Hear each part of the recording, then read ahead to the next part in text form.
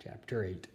Later that night, the twins were busy turning over the mattresses and setting up a fortress while Efren reheated the pizza over the comal like Ama used to do. Only unlike her, Efren used a pair of wooden tongs to turn each slice on the griddle. Because they were cold, the cheese did not stick. "You two better clean up the mess you make, got it?" But Max and Mia were on their mattress, busy wrapping themselves inside the bed sheets. Efren scooped up the last slices and placed them each on a plate. He licked a dribble of red sauce off his finger and turned to watch the little ones twisting around in their fort, happy and worry-free. How much longer could he really keep them in the dark? "All right, little burritos," he called. "Go wash your hands and come eat."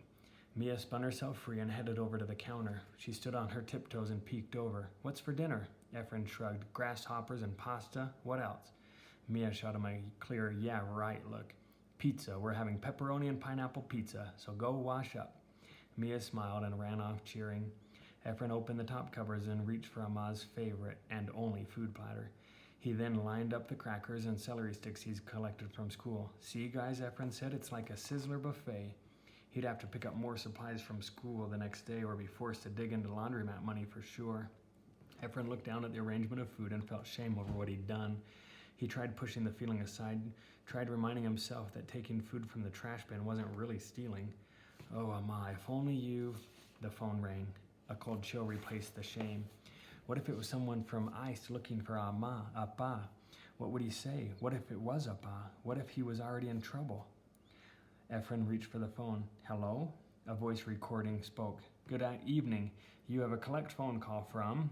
Ama's voice then slipped in. "Maria and Elena Nava." Then cut back to the recording. "Would you like to accept the charges?" Efren's heart raced. "Yes, yes!" You are now connected. It was strange, Efren thought. Ama always managed to be there when he needed her. "Ama?" "Sí, mijo. Ay, como te extraño." "I miss you too," said Efren. "Como están los gemelos?" "Max and me are both good." "Is that Ama?" asked Max. Efren turned around to discover the twins next to him smiling from ear to ear. "Yes," Efren said, nodding. "Here, let me hit the speaker button." "Hola, Ama," hollered Max. "When are you coming home?" "Pronto, mijo, te lo juro." That was a promise Efren wished she could keep. "Y tú, Mia?" asked Ama. "Estás ahí?" Only Mia didn't answer when Ama asked for her. Efren covered the phone. "It's Ama, say hi to her." Mia crossed her arms and pursed her lips. Efren removed his hand from the phone. "I'm sorry, Mia's acting weird. You know how she gets." "I'm mad at Ama," she cried out, "for leaving us for so long." "Mia," Efren shouted back.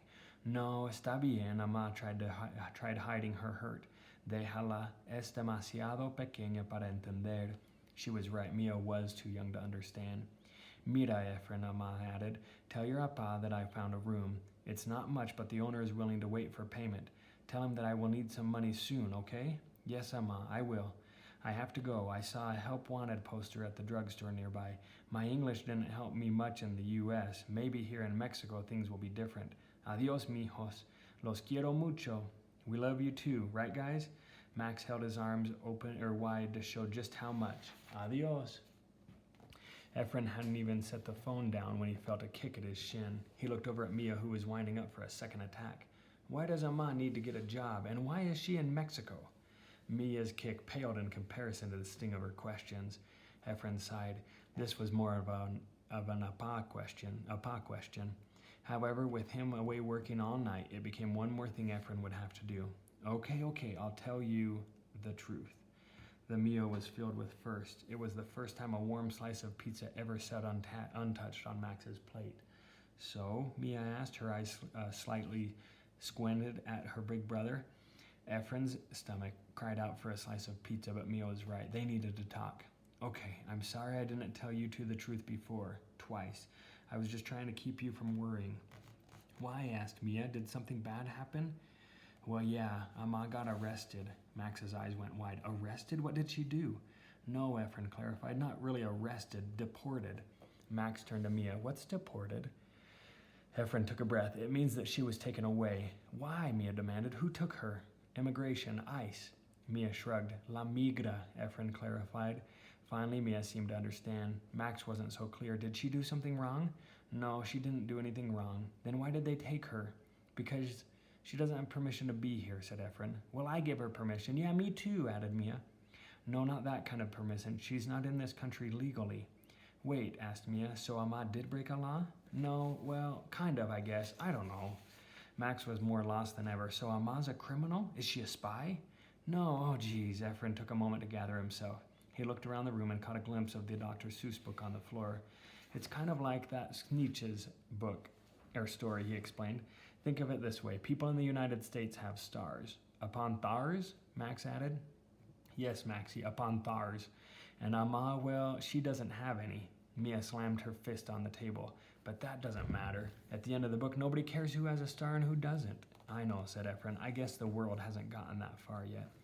The rest of the meal was spent in silence. No one ate, not even Max. Efren collected the untouched slices and saved them in the fridge. He turned on the TV and searched for their favorite shows, but even then no one spoke a word. Bedtime came a bit later than usual. Efren's attempt to read from the Sneetches and the other stories simply fueled more questions and, of course, more tantrums.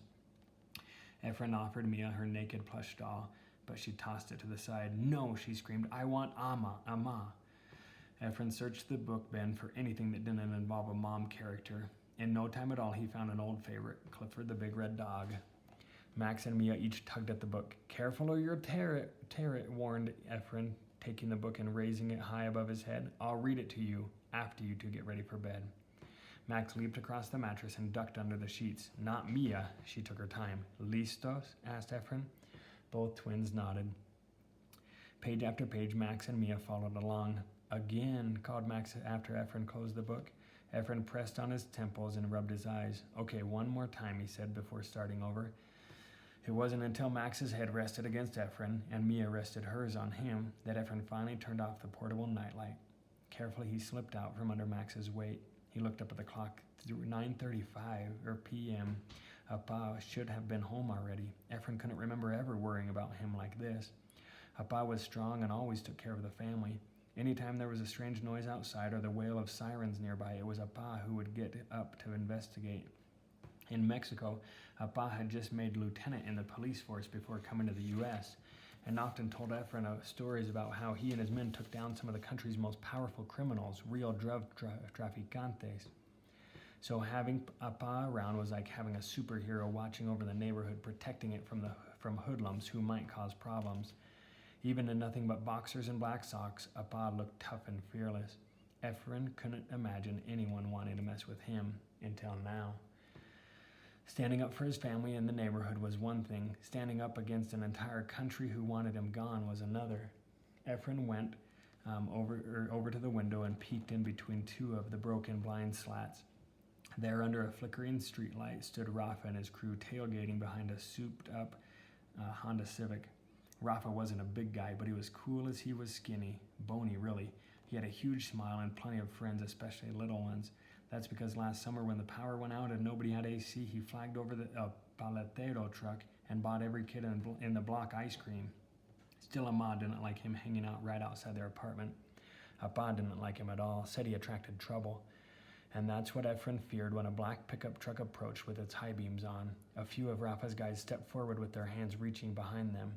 Worried about what might happen next, Efren held his breath. Fortunately, the shiny truck pulled alongside the guys and the driver lowered the windows, extending his hand to greet everyone. No doubt he was part of the crew there to show off his new ride. Efren let out a breath and bent the slats back in place. One thing he'd learned from helping Amai in the laundromat was that raids were sometimes announced online. He might be able to find some answers there. He reached for his school Chromebook. The house Wi-Fi signal was slow and unreliable, but at least it was theirs. Other kids at school had figured out an app to override passwords and get free access from the neighborhood, but Amma had always insisted on paying for their own account. It was just the way she was wired.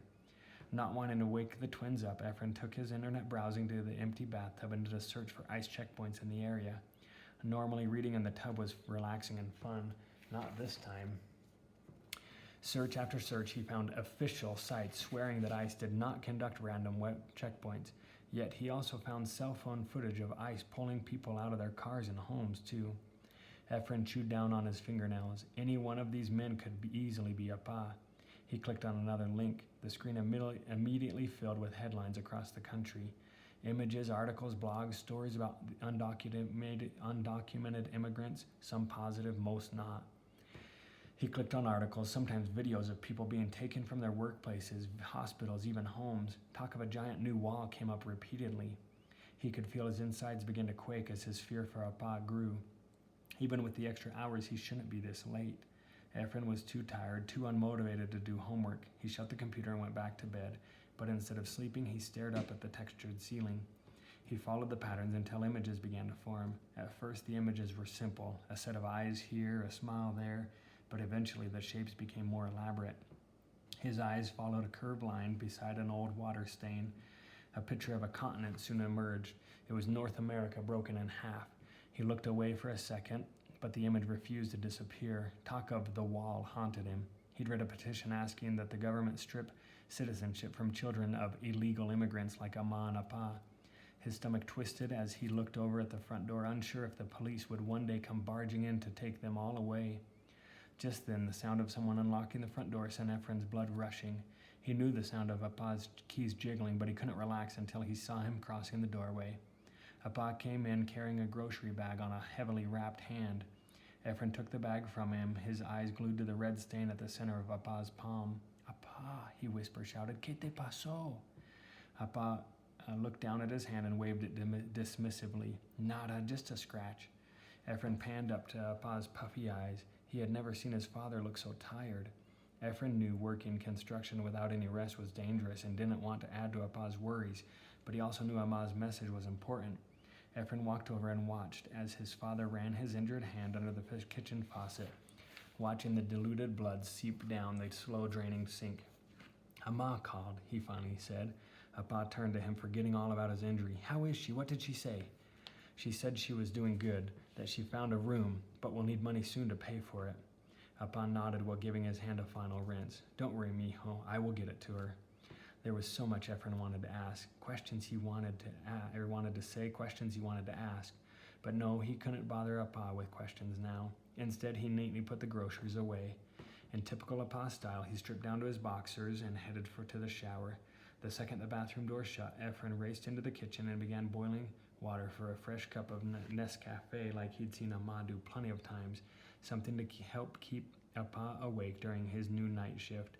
Efren then headed toward the dirty clothes on the floor. They reeked of sweat and sawdust and felt stiff to the touch as he stuffed them into the laundry bag. Laundry. Efren felt his shoulders stiffen. He hated to spend the coins he had left, but knew he needed to go to the laundromat soon. No big deal. Separate the whites, add soap, dry and fold. "Mijo," Appa's voice caught him off guard. "I want you to take $10 out of my wallet. Make sure you and the gemelos eat well." Efren nodded as Appa buttoned his white uniform shirt. "Como sigues?" As much as Efren wanted to come clean and tell the truth, to open up about how tired he was, about how the worrying was getting to him, about how stressed he was at school, he knew Appa's worries were greater. "Bien, Appa, I'm doing fine." "Good." Appa leaned over and kissed his forehead. "Oye, estoy muy orgulloso de ti." Efren couldn't help but smile. "I'm proud of you, too." And with that, Appa left again for the night. The entire apartment went silent. Efren slipped underneath the sheets on the spot where Amma usually slept. He took a wavering breath and looked up at the ceiling. The textured line dividing the continent had now spread across the entire living room area. All he could do was shut his eyes and pretend it wasn't there. The next morning, a loud clang woke Efren. The noise came from the kitchen. Efren pushed himself up on the mattress. "Maxie, what are you doing? Getting a spoon?" "Why?" He got up and scooped Max off the counter. Max pointed to the open freezer. "For the ice cream." "No," he said, putting him down. "You need to have breakfast first. You know that." "I am. Ice cream." Efren gave him a look. "No. Now go get dressed." By the time Efren placed the ice cream container back into the freezer and turned around, Max was missing. Mia stood in the living room, wiping the boogers from her eyes. "Mia, where's Maxie?" Efren asked. Mia slipped her t-shirt over her head. "Hiding? Do you know where?" She shook her head under the shirt. With so few places to hide, Efren headed straight for the bathroom, but all he found were a few forgotten books in there. No Max. He returned to the living room, panning the space for any odd bulges. Again, no luck. He glanced over at the front door and window and, after seeing that they were both still shut, he stepped into the kitchen and began opening the lower cabinet drawers. "Surprise!" Max shouted her leaping out as Efren opened the doors beneath the kitchen sink.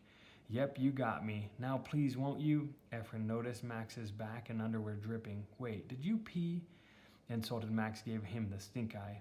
With a strange smell now reaching him, Efren followed the water trail under the sink. Maxie, you spilled the drain cleaner. Without wasting a second, he picked Max up and rushed him into the bathtub. Only Max wasn't having it and went boneless on him, a go-to move of his. Really, Maxie, really? But Efren held him up as best he could, sprayed on the faucet, and aimed the shower's hand sprayer directly at him.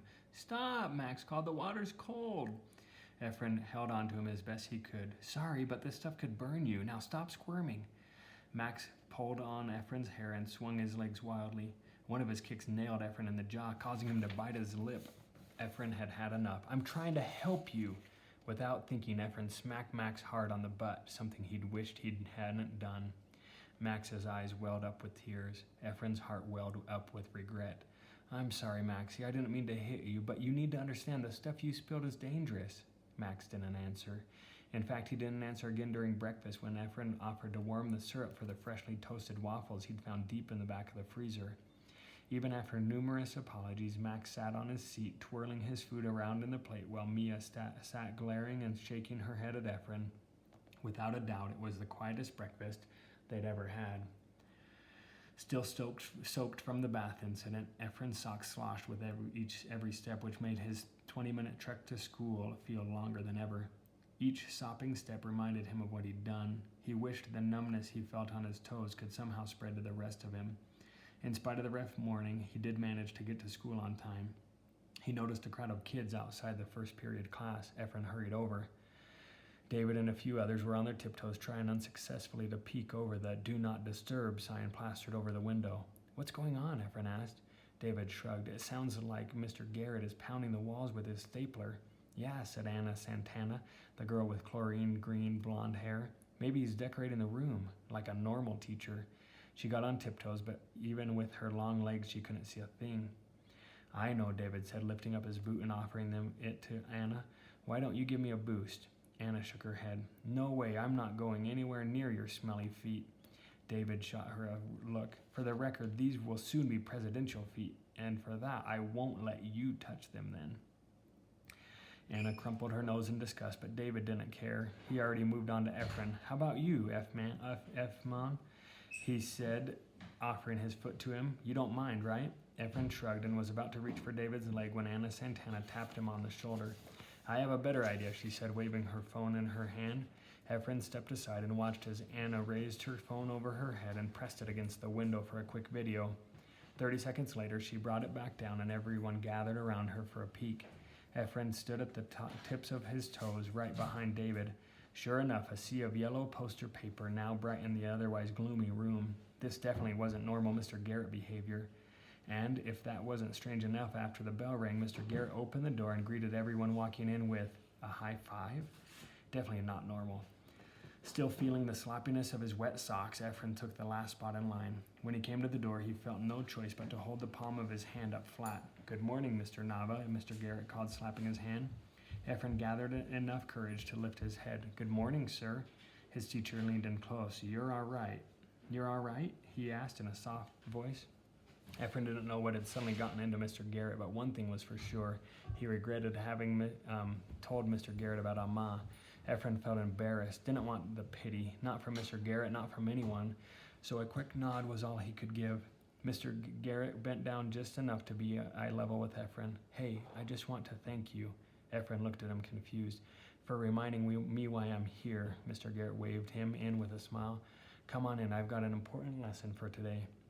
As Efren took a seat, Mr. Garrett picked up a pile of papers from his desk and handed them to David, who never turned down a chance to leave his seat, even if it was only to simply pass out papers. Here are your permission slips, said Mr. Garrett from the center of the room. I'm excited to announce that our history department has received approval for a visit to the Museum of Tolerance in LA. Of course, we will be needing some parent chaperones to join us. Please ask your parents if they'll be able to attend. Efren looked at the permission slip. The trip was in 2 weeks, plenty of time for Amma to make it back. We've got a lot of material to cover before the trip. Mr. Garrett rolled his shirt sleeves up to his elbow. There was a glimmer in his eyes that Efren hadn't seen before. He seemed excited. Efren looked around the much improved room, admiring the difference the new bulletin boards made. Even Mr. Garrett's desk area had gotten a makeover. His entire corner area was now plastered with certificates and college diplomas, and above them stood not one but 2 District Teacher of the Year awards. It was the Mr. Garrett Efren had hoped to see. Now I have to warn you, Mr. Garrett added, during our next unit we will be seeing some very graphic images, witnessing cruelty at its worst. However, I'd like our focus to be on the kindness, the selfless acts of bravery that took place during these trying times.